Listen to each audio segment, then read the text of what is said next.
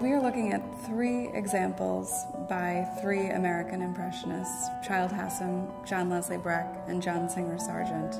All 3 were painted while the artists were visiting Ironbound Island in Maine.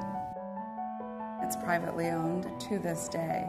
So the Blaney family really had an entire island at its disposal. Dwight Blaney was really a Renaissance man. He painted in the Impressionist style, inspired by his travels throughout Europe, where he met Edith White, who was the heiress to the Eastern Steamship Company. And this union really afforded Blaney financial freedom to pursue painting full-time. Edith and Dwight moved in prominent circles, and included in those social circles were a number of artists, many of whom Blaney invited to visit on Ironbound Island. And the Blaneys were certainly remarkable hosts. Edith loved to cook, something that Sargent alleged brought him back on multiple occasions.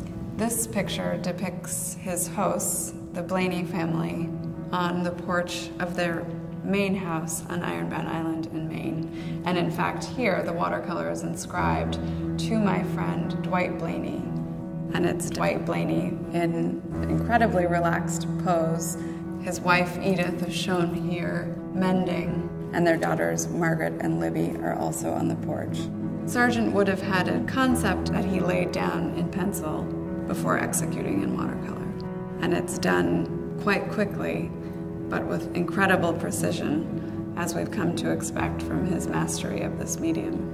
And here you have just the slightest evidence of the garden, so beautifully captured in John Leslie Breck's painting, The Garden, Ironbound Island, Maine.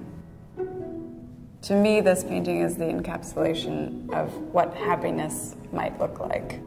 Deep reds, purples, pinks, greens, highlighted by the white of the home and the blue of the ocean and the cliffs behind it. It's reminiscent of some earlier pictures he had painted while in France, where he studied at the Académie Julienne, as many other American artists did. What's interesting about Breck is he then goes to the artist colony in Giverny, helmed by Claude Monet. He strikes up a relationship with Monet's stepdaughter and is really painting alongside the great master. That relationship dissolves, and Breck returns, where he's really heralded as the first American to bring Impressionism to the United States. Childe Hassam is the best-known American Impressionist. This is really Hassam at the height of his Impressionist style. He's already been to Europe, he's studied abroad, but here he's really delighting in not only his use of colors, but also the surface. I mean, there's a wonderful impasto here that depicts the sunset. He's distilled the landscape to the elements.